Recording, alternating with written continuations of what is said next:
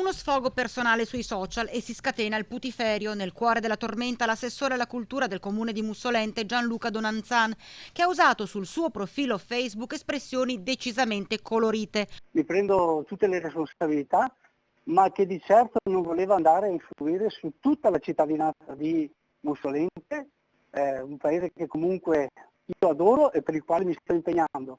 Evidentemente qualcuno si è sentito preso in causa di questa mia affermazione e ne ha approfittato. Le persone a cui lei si riferisce sono persone ben precise. Beh, nel mio caso sì, noto che tanti si sono sentiti presi in causa anche se non erano assolutamente nei miei pensieri, evidentemente qualcosa avranno, cioè, è loro responsabilità sentirsi presi in causa. Io avevo dei riferimenti ben precisi, furbamente questi riferimenti se ne sono stati zitti, sono emersi degli altri che non erano assolutamente nei miei pensieri.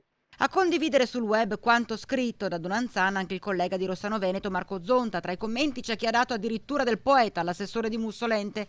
Ma di una cosa Donanzan è certo: Che c'è una volontà politica di voler demolire l'amministrazione Montagnier, probabilmente darò fastidio a qualcuno e vuole mandarmi a casa prima del tempo, so che non succederà, quindi chi si metta via, tutto qua.